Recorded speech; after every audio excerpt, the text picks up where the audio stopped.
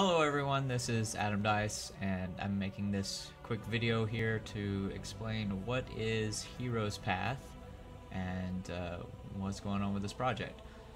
Heroes Path is a PC game that I'm developing, possibly a mobile game. I'm looking into how I want to do that, but this here is the Battle Simulator, which is kind of a prerequisite program that I'm doing to try and cut my teeth on Game Maker and get better at coding and kind of figure out how I'm going to program this thing before I start working on the actual game, and also to test out some of my design theories and make sure this is going to be a fun battle system. And so yeah, this is like my 5th or 6th time trying to record this video, and every single time something goes wrong. I've had people call me and forgot to turn my phone off, had people come into the office while I'm trying to record. I've had the last one I did, I made it all the way through and then didn't check the mic audio, and it was completely drowned out by the game audio. So hopefully this time I got all my ducks in a row, and I think I'll get better at this process in the future. But let's jump right into it. So this is a setup screen that I've been working on. This is obviously the inventory and paper doll, where you can equip your items, and this isn't really functioning right now. It's just kind of a graphical, I've got the graphical part of it functioning, and as you go through you'll notice that a lot of this graphical assets, some of it I've created myself, but a lot of it is from asset stores, and some of it's borrowed from other games. Like this portrait back here is from Heroes by Magic 6, which is one of the games that heavily inspired this project. There are several games. It's kind of an homage to a lot of games that I loved playing when I was growing up, like the Hero series, Shining Force series, which I'm using a lot of Shining Force sprites in the actual battle. Diablo 2, I'm kind of modeling the whole loot system after Diablo 2. So there's a lot of influences from a lot of different games. This actually will be, I want to do this like Daggerfall did their paper doll, where you basically have a portrait of your character, and then as you bring on equipment, that portrait will update to a nice painterly looking portrait with him holding the actual weapons and it being dynamic, which that's kind of a wish list thing. So the next screen would be stats. This is kind of what I'm working on right now, getting all the stats into here and making it where I can adjust this accordingly for the simulator, and until I get the actual experience system working. The next is the skills. This is where your skills will be laid out, and you can pick what skills you want. There are 5 categories of skills right now, and I'll go into those later in a different video. The bestiary, this would be where monster information will be listed, what their attacks are, what their stats are.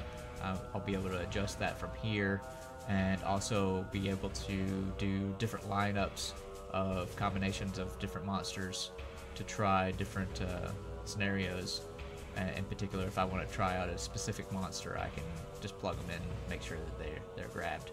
Right now it just randomly selects a combination of 3 different monster types, and it puts them in sequential order on the grid. So it'll go 1, 2, 3, 4, 1, 2, 3, 4 in the front line, and then 1, 2, 3, 4 in the back line. So there's 8 different slots, and there's 2 characters that are 2 units that are single slot, and there's one, the dragon, which is 4 slots. He's a 2x2 creature, so he takes up a front and back row. I think that's all for this screen. Let's jump into a battle. So looks like we drew a white dragon and 2 skeletons for our battle. Like I said, this randomly selects out of 3. Then we'll see an archer here, but I'll play another battle so you can see the archer. And I'll quickly go over the GUI I have right now. And a lot of this probably will change as I continue designing this. You got your round indicator up here. Rounds are calculated by after each unit goes at least once, then it rolls over to the next round. Your message bar here indicates what's going on with currently. So it started with telling me how many enemies are on the board, and it says it's my turn, it's round 1. Then you have your stat indicator up here. This will be, obviously you'll be able to name your character layer. There is health, stamina, and mana are your main stats. Here's your character portrait. This will also be customizable later. And this is your character's level. Here is the active turn or active time battle turn bar. This works. It's got a few graphical bugs in it right now, but frankly, this has been the beast of what took me the most time to get to work properly, just because it's complicated. It works off of a initiative system. So each unit has a stat called initiative, and that's basically how the increment value for calculating whose turn it is. So the higher initiative, the quicker it will become your turn. So it's kind of complicated, but I'll explain that more in a different video.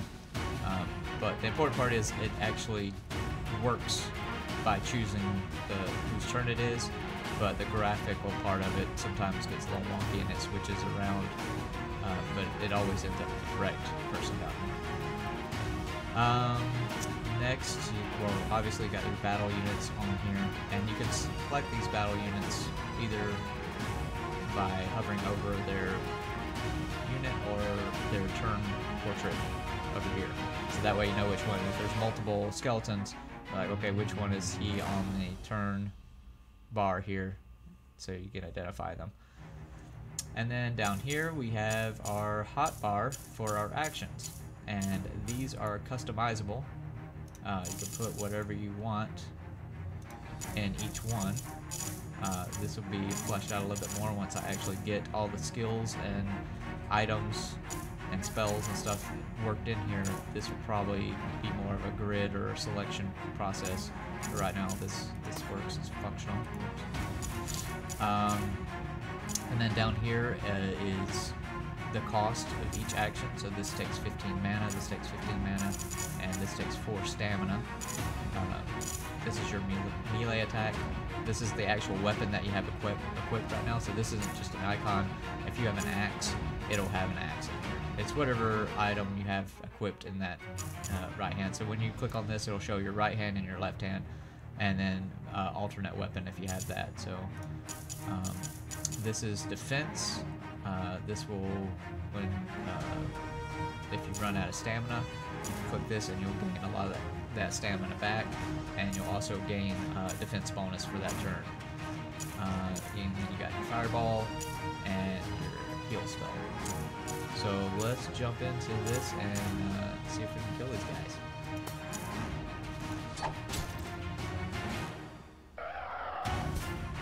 So you'll notice that I added a flame attack to the dragon. I was playing around with particle systems, and I thought it would be cool if he shot flames out, and that actually turned out pretty good. So I think that would be a special attack in the future that he'll only do once in a while. But right now he does that. That's his normal attack. Okay, so I need to hit. Again, particle system. This guy is lighting it up. Perfect. Okay, so I think we should be able to take out these skeletons pretty easily. And your stamina and your mana regenerate based off of stats. Right now I think we're getting 2 stamina and 2 mana each turn. So we're at level 1. So we can't get to do anything else with spells. I got to go twice here. So my initiative is 2 right now, and these skeletons only have an initiative of 1. That's why sometimes I'll get to go twice, and there's that. See how it just shuffled? That's part of that graphical glitch. I mean, it doesn't look like an error, but it's not supposed to do that. So let's see what we can do here. Go again, and you notice it tells me what my chance to hit is. I should be able to knock him out. Perfect. And then this is your game over. or end of battle screen. This will be fleshed out a little bit more. It'll tell you, you know, you won in round 4, and then this is the battle log, and I'll flesh all this out more. But let's go ahead and try get some archers in there. Okay, well, we got one. Kind of want to show you the second row back there too, so let's dispatch these guys really quick and see if we can get a second row of characters back there.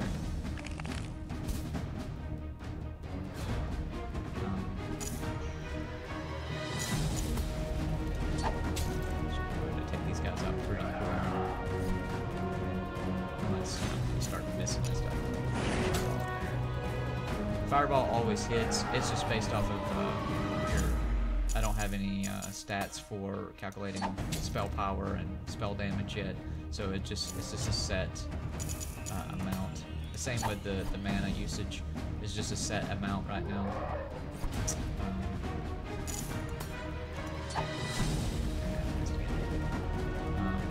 And these are the Shining Force sprites. If you haven't noticed, I don't know if you've ever played that game. This all, I want all of this to be. This would be the main thing that's going to cause me a lot of problems. Is I want this to be dynamic, to where your character is wearing whatever he has equipped. And I've been told by several people that that is a very difficult thing to do, especially with sprites and layering sprites on top of sprites. And I really don't care. I want it, and I'm gonna figure out a way to make that happen because that's very important.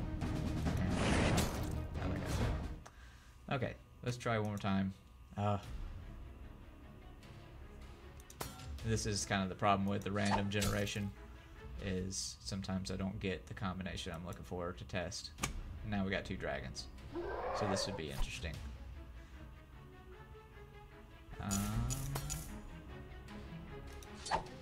They may just kick my butt real quick, because a couple of hits from these guys will kill me. Usually they hit about 8 to 10 or 8 to 13, I think. Maybe I think. I'm getting a little lucky here with the misses. That sounded terrible. I sound like I was getting it with my wife.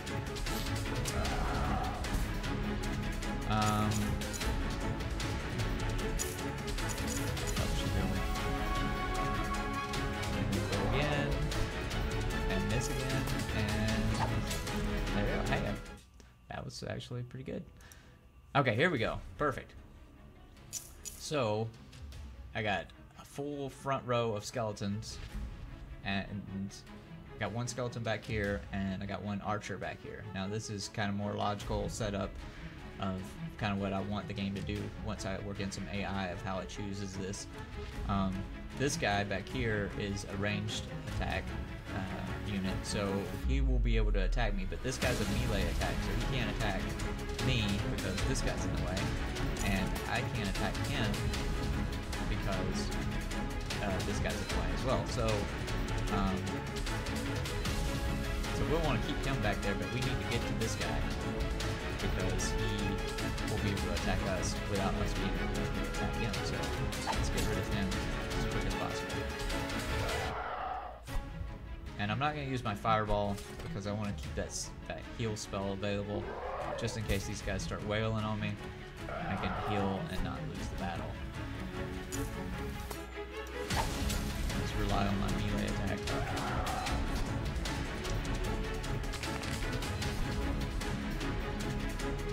Round 2. Now, since this path is clear, I can hit him. I still can't hit this guy because this isn't clear, but I can hit this guy. Now there will be weapons like we'll have bows and crossbows and ranged weapons, or weapons that have reach, like a spear, that you'll be able to hit this guy even behind that guy. You'll be able to hit the back row no matter what. But with a close-up melee weapon like a sword or an axe or whatever, you can't get to that back row without there being a clear path.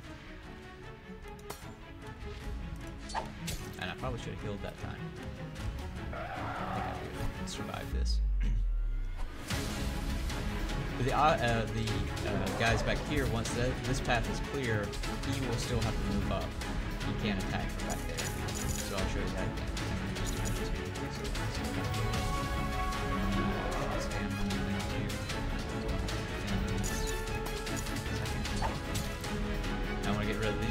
attacks. So I'm gonna keep this guy blocking that guy as long as possible. Okay, so now I don't have enough stamina, not enough stamina to keep attacking, so I need to defend. And that gave me a regeneration of my stamina, and it boosted my defense for that one turn, which was on that guy who missed. So now keep on attacking.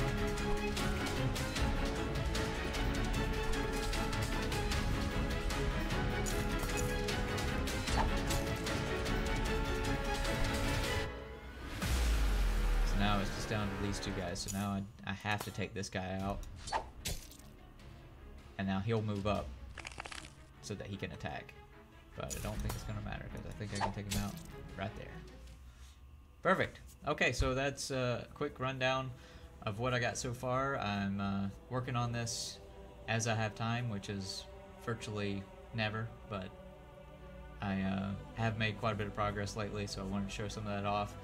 And I'll keep doing videos as much as I can to keep updating on what's going on, how far I've gotten things, and maybe do some that just explains what I got planned to and how some of the stuff is going to work. So I appreciate you guys watching, and until next time, I'll see you later.